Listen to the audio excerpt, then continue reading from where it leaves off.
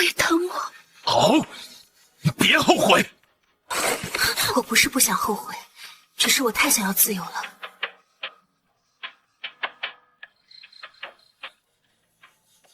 昨晚那酒明明一次就能解，看他就是诚心的，在报复我算计他。先休息几日，不必去伺候少爷了。正合我意。我昨晚刚算计了他，现在要是去他跟前晃悠，那不是上赶着让他掐死我吗？我走在回房的路上，平时总爱给我使绊子的翠雀，竟然大老远就停下脚步，冲我讨好的笑，还弯腰给我行了个礼。人啊，就是这样，拜高踩低。我是永义侯府的通房丫鬟，在少爷打死10几个爬床侍女后，这府里终于连伺候他的人都没有了。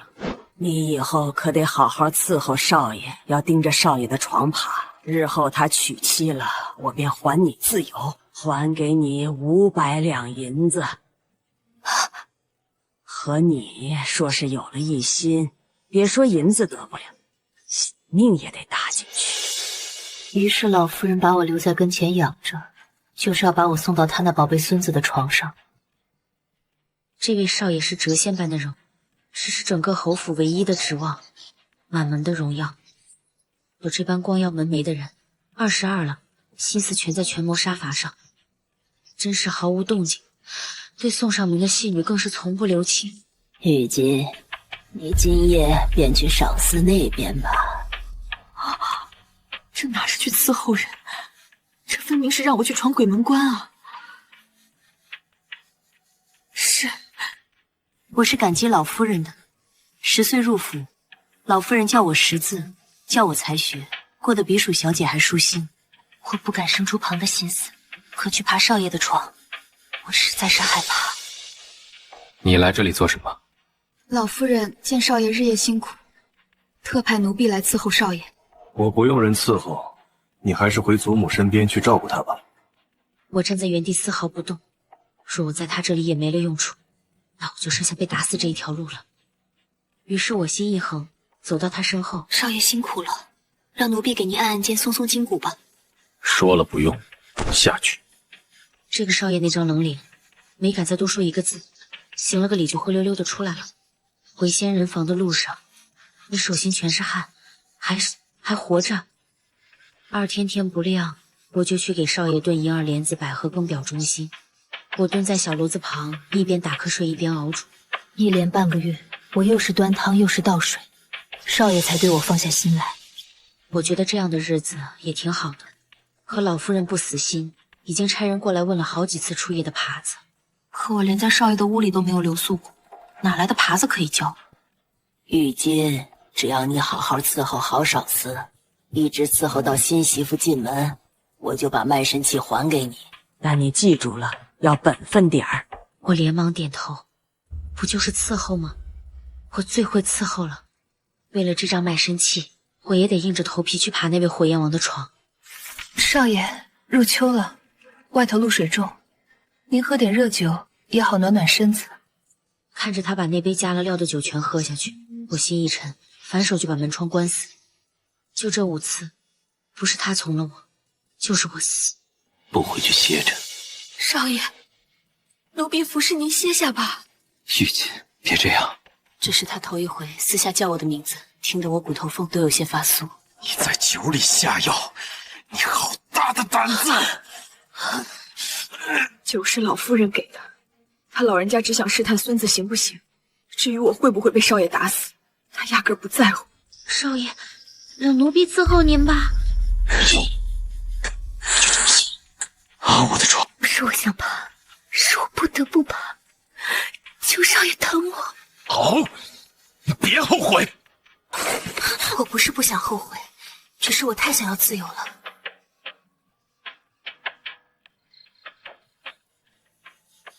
昨晚那酒明明一次就能解，看他就是诚心的，在报复我算计他。先休息几日，不必去伺候少爷了。正合我意。我昨晚刚算计了他，现在要是去他跟前晃悠，那不是上赶着让他掐死我吗？我走在回房的路上，平时总爱给我使绊子的翠雀，竟然大老远就停下脚步，冲我讨好的笑，还弯腰给我行了个礼。人啊，就是这样，拜高踩低。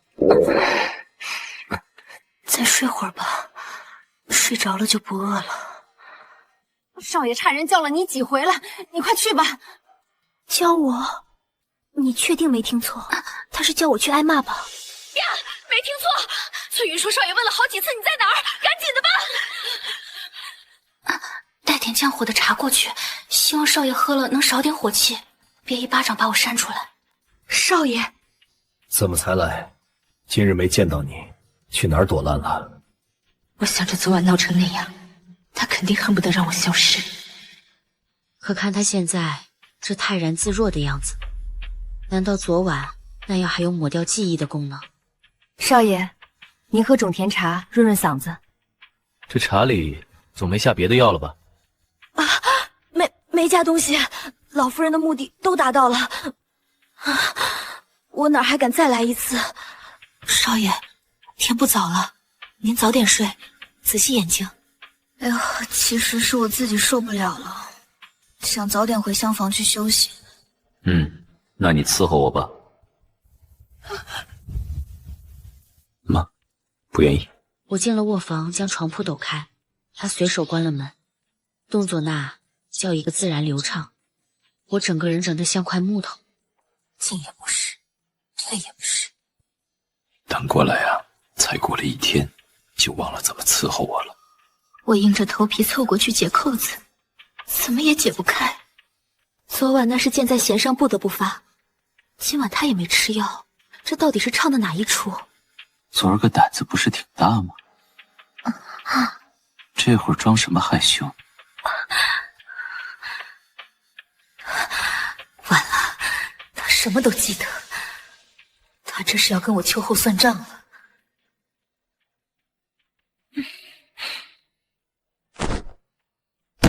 这可是你选的路，别后悔。接下来的日子，他变得一发不可收拾。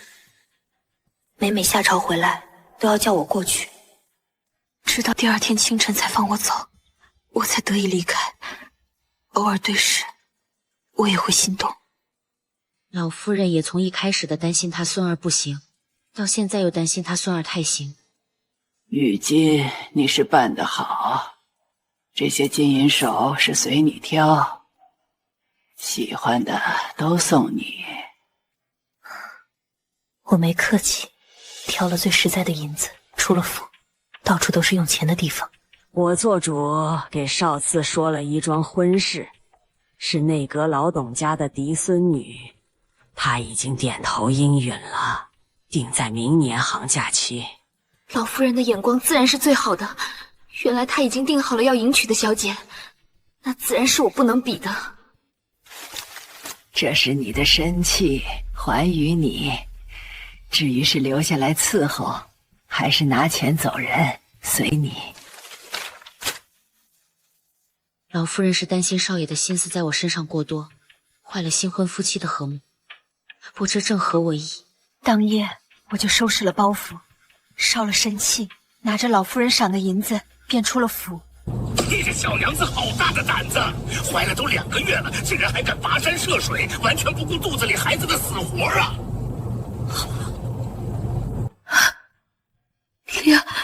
2个月！2个月，我掐指一算，正好是顾小四爷爷不肯放我走的那阵子。天要亡我！我都跑出几百里地了，这冤家竟然在我肚子里留了个种，怎么可能？我虽是个乡野游医，但这喜脉又不是什么疑难杂症。你若觉得我探得不准，大可以去另请高明。我不是质疑他的医术，我是质疑老天爷。在侯府那阵子，我每天1碗篦子汤，这孩子到底是怎么钻空子投胎的？有了身孕，就不能再四处晃荡了。我在这僻静小镇买了个院子，开了间小书馆，镇上的人都传我的谣言，我听了也只是笑笑。这世道女子本就难活，你又孤身一人，往后万事小心。若不嫌弃，等孩子生下来跟我学医，也算有个立身的本事。便先谢过先生。肚子到了7个月的时候，有人找了过来。你们是什么人？擅闯私宅，可是要进衙门的。别怕，我不是坏人，按理说你应该叫我一声嫡母。我连母亲都没有，哪来的嫡母？你有，也是。你母亲是个通房，而你现在连个夫君都没有就大了肚子，确实没脸说什么为你母亲争光的话。你是专程来羞辱我的，没别的事，请滚出我的院子！你爹自你之后再没生出一儿半女，现在他死了，他的万贯家产都是你的。妈呀，天上掉馅饼了！我的生父为了高攀四品官员家的嫡女，把我和亲娘赶出府。5岁前，我娘拿命护我；5岁后，我那便宜舅舅拿我娘攒的血汗钱，把我卖进侯府。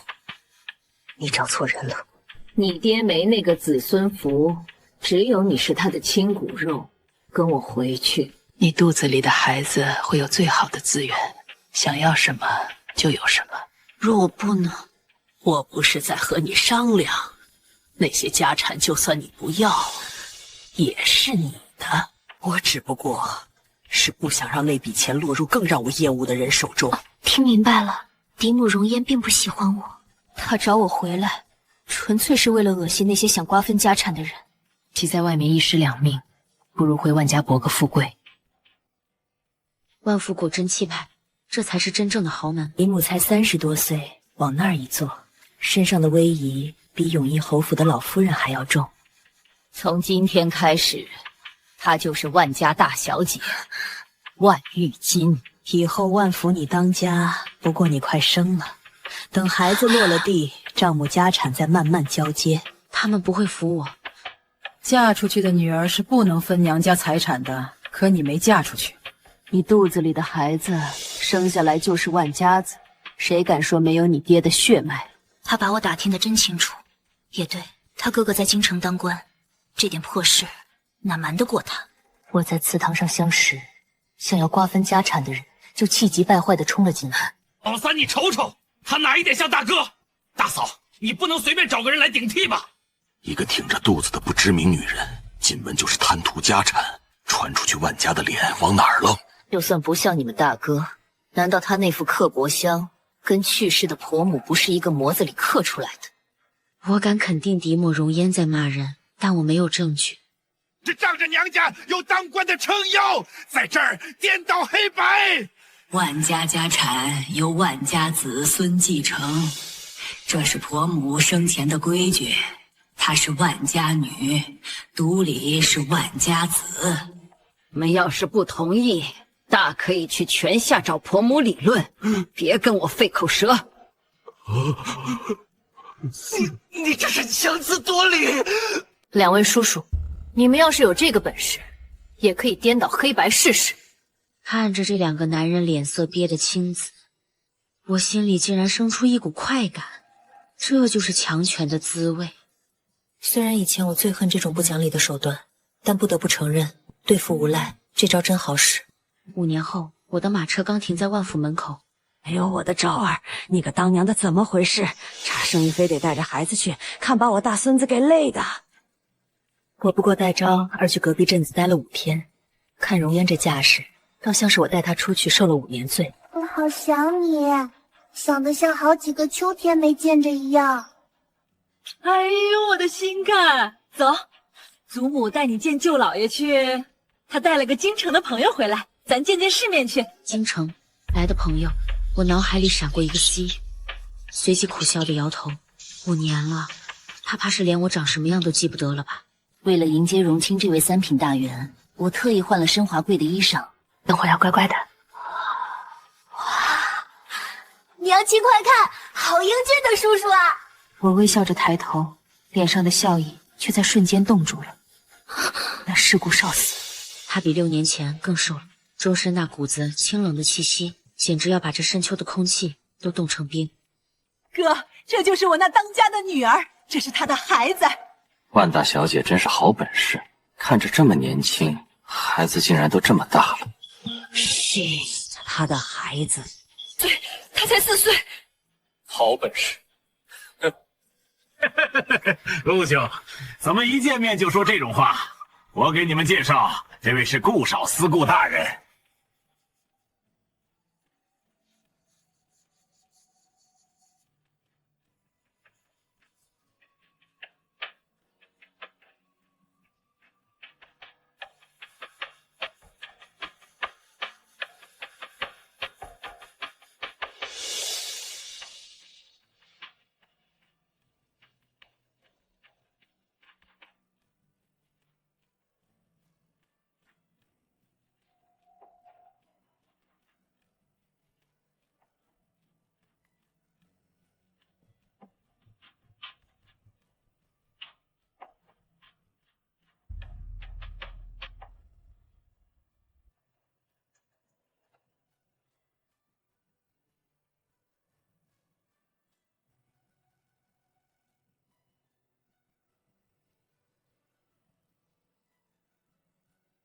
来人，带顾大人去醒酒。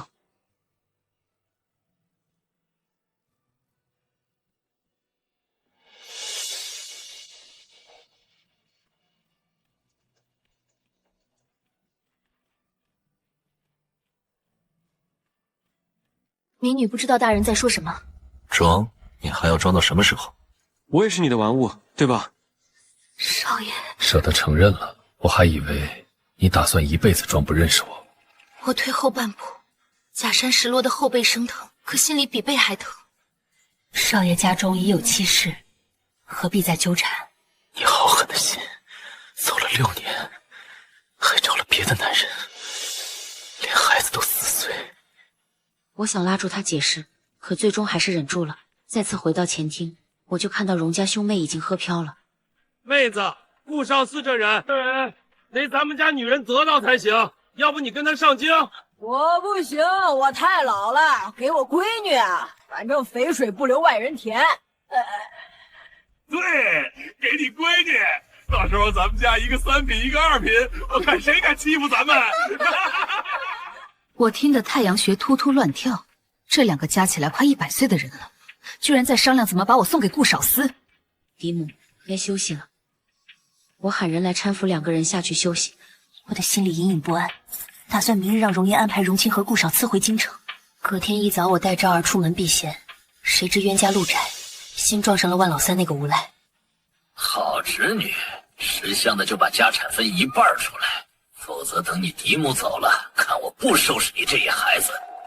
竟然我正要反击，一道紫色身影突然挡在了我们面前，威压沉重的让人透不过气。谁说我昭儿无父？你又是哪冒出来的白面书生？这我是谁，你不必知道。现在给昭儿道歉。老三还想叫嚣，顾少司直接伸手扣住他的肩膀，只听咯噔一声，谢了。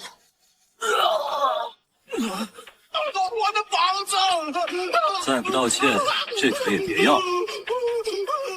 看着万老三狼狈求饶的样子，我心里那股恶气才算散了。可转头对上顾少司投来的目光，我心里更慌了。他刚刚说那是他的，万老三踩到了我的底线。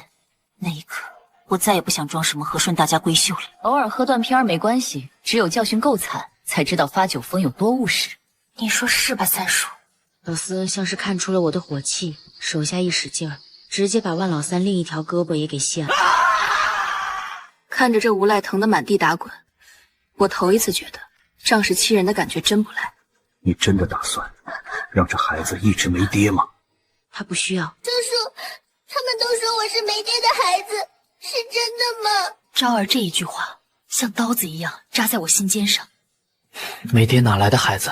是你爹对不住你娘，他正生气呢，才不让你认。郑兰，我气得浑身发抖。顾少司这厮竟然当着孩子的面开始洗脑了。晚上回了府，顾少司一路跟进我的院子，我正要甩手关门，他却伸手死死抵住，眼角甚至带着一抹委屈的红。玉锦，如果我说我愿意十里红妆，求娶你，你愿不愿意跟我回去？大人，你我皆是过往，天差地别，何必纠缠？昨天他就装起了风寒，咳得天崩地裂，硬是让容烟留他多住几日。我看他在院里抱着昭儿上树摘花，扛着昭儿逛街，那父亲父子的模样，看得我心惊肉跳。忙完生意回屋，我刚想瘫在椅子上喝口茶，一双有力的手臂突然从身后圈住了我。谁？抱歉，腕负太大，我走错屋子了。呵，刚才还病得起不来床，现在都能翻墙了。想了很久，还是想问问万小姐，赵儿的亲爹还在吗？他对我而言不过是个工具，用完就扔了。顾大人，我现在的身份，什么样的男人找不到？你看我怎么样？博学多才，貌合神使，给昭儿做个继父，总够格吧？我觉得他疯了。二品大员上赶着给人当后爹。我推开他想喊人，他却一把捂住我的嘴，眼神里的深情浓得化不开。别喊，雨锦，你狠得下心，我做不到，我做不到，忘记你。我看着眼前这个光风霁月的男人，他还是那样高贵，可此时此刻，他却卑微到了尘埃里。我以为你也会舍不得我，看来是我高估自己在你心里的位置了。我撇过头，不敢看他那双受伤的眼。少爷何必？你早该和董家小姐成婚了，何必再来纠缠？谁告诉你我成婚了6年前不就下聘了吗？所以你6年前走得那么干脆，是以为我要娶别人？不是他，也会有别人。像你这样的人物，总要有高门嫡女才配得上。没有别人，我这6年一直没娶，一直在等你，找你，你还肯不肯要我？我不敢相信，这样的梦我做过很多次，总是不现实。少爷为何一直不去？为了一个小狐狸，他骗得我好惨。我不是。看来你对自己是只狐狸这件事，心里挺有数啊。这几天的相处，我不是没动心，而是从没忘记过。第二天我破天荒起晚了，顾少司不知道什么时候溜的，可我的丫鬟碧儿却是一脸神秘。小姐，今早我瞧见顾大人鬼鬼祟祟从你院门口路过，要不要让人盯着点儿？不用，人家那是早起专忧呢。真是要命，顾少司这走的也太晚了，还被逮个正着。要不跟夫人说一声？大可不必，你去说他兄长的朋友鬼鬼祟祟，夫人会怎么想？小姐脸怎么红了？碧儿这丫头平时挺灵光，今天怎么哪壶不开提哪壶？早膳时顾少司一句话都不说，眼皮子都不抬一下。我递过去好几个眼神，他全当没看见，我这心里拔凉拔凉的。饭后逛园子，荣家兄妹走在前头，我跟他在后面隔着几步。看着他那挺直的像松柏一样的后背，我正满心委屈呢，手心忽然一热。荣兄还不知道我跟你的关系，我之前为了打听你的消息，骗了他好多次。现在要是让他知道，他准得跟我翻脸，所以得慢慢来。清高的不食人间烟火的顾少爷，居然也会骗人，还骗了不止一次。走着走着，假山后面传来荣家兄妹的争论声。我瞅着不行，你闺女跟顾兄不搭，俩人连个眼神交流都没有。怎么不行？那个姓顾的快30了，还没成亲，不就是没人要吗？配我女儿，正好。啊，你可别瞎说，京城想嫁他的女人排场。那想娶我女儿的男人还能绕万府2圈呢。看来惦记万小姐的人不少啊。是想找个地方钻进去。容颜在那儿胡扯什么呢？什么绕府2圈，丢死人了！回到院子，顾少司正陪昭儿玩扔石子，看我的眼神全是志在必得。刚刚奶娘说了，昭儿今年5岁，所以呢？所以昭儿是我的孩子。少爷，当年我可是每天1碗篦子，汤没落过。因为我早就嘱咐小厨房，把你的篦子汤换成了补汤。是为何？没个孩子，我怎么把你留在身边？他就算是你的孩子，回了永义侯府也只是庶出，不如在万家当个自在的小少爷。他是你和我的骨肉，他该是袭永义侯府。我觉得他一定是疯了，是袭爵位，那是嫡长子才有的尊荣。顾少司这人面上清冷，私底下主意多得很，也不知他给荣清灌了什么迷魂汤，原本的小住变成了长住。我也贪恋这份安稳。玉金，你觉不觉得顾大人跟昭儿简直是一个模子刻出来的？哪有那么夸张？所以我说，你和顾大人般配，你看孩子都和他般配。我这辈子没孩子缘，无论昭儿以后你是否待在身边，都答应我，让昭儿一定做我的孙儿。他这是怕我跑了，还是说女人1个月总有那么几天悲春伤秋？你才30多岁，这辈子还长，走的人留不住，在身边的人总要看2眼吧。我顺着目光看向小门口那个一直守望的马夫，容颜脸上那么红云出卖了他。不该在万福烂掉，而我也该为自己争一次。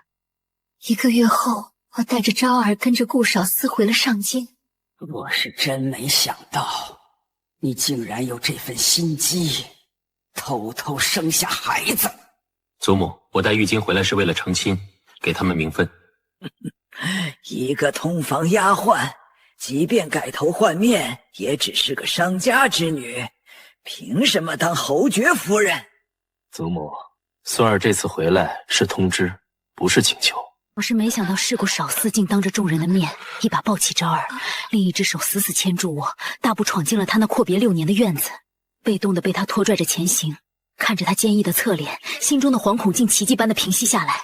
少司前脚刚被召入宫，老夫人后脚就派人把我喊去了祠堂。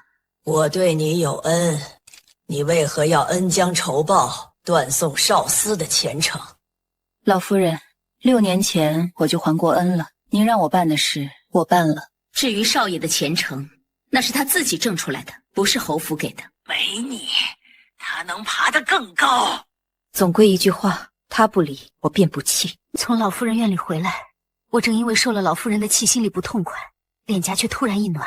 去见祖母了，我已经奏请圣上分院别住了，等成亲后咱们就搬走。成婚？不嫁我？难道你想嫁给万府那个穷书生？听说他还要考春位，我这主考官可得好好关照他。你别蹙了，我心里是谁，你还不清楚吗？老夫人她会同意你我成亲令府别住吗？今夜我会去求祖母的，你别担心。当晚我等了顾少司好久，他都没回来。我赶到祠堂时，看着顾少司只穿了一身单薄的白衣，跪在那冷硬的地砖上。每一鞭下去，他那件洁白的衣扇就引出一道刺眼的红。可他脊梁挺得笔直，愣是一声没刚。孽子顾少司，你非要为了那个女人，连命都不要了吗？孙儿初心不改，已经退步，让他做个良妾，让孩子认祖归宗。你到底还有什么不满足的？孙儿要的是十里红妆，正门迎娶。我要她当这永义侯府正正经经的夫人。我捂住嘴，不让自己哭出声。我以前总觉得他高不可攀，总觉得我们之间隔着山海，却没想到他竟然想把这整座大山都为我铲平。我不如一头撞死在这祠堂，也省得活着看你这忤逆不孝的样子。祖母若真要撞死，孙儿绝不独活。若祖母觉得孙儿丢了顾家的脸，孙儿愿请辞爵位，移出家谱。这一招彻底断了老夫人的念想。她可以不爱我，但她不能失去顾少慈这个撑起家门的天才孙子。许是6年前我就错了，我就不该让他去你屋里伺候你。没有6年前的事，玉京也照样会是我的。你何必为了我？真的不值得。傻瓜，别哭。从今往后，这世上再没人能让你委屈了。似他脸色惨白，却笑得云淡风轻，微凉的指尖揩过我红肿的眼角。这嗓子怎么能哭哑呢？真要哑，也该是换个法子才对。你这人没个正经。我们成亲当日，容嫣带着绵延整条街的嫁妆入京。京的百姓算是开了眼，那香抬不完的真金白银，是他给我撑起的脊梁。正门怎么瞧着这么憋屈？不若这样，我万家出银子，把这永义侯府推了，重新扩扩。顾老夫人，你意下如何？我心里憋了6年的那口气，总算散得一干二净。那个，能不能快点儿？怎么，娘子就这么等不及？是嫡母带了4箱账簿，说是明日回万家前必须兑完，他正等着带回去呢。万家这么有钱，娘子，要不我也别当这老师的少妇了，你养着我可好？看着眼前这个曾让全上京的姑娘都笑想宛若谪仙的人物，也好，也好。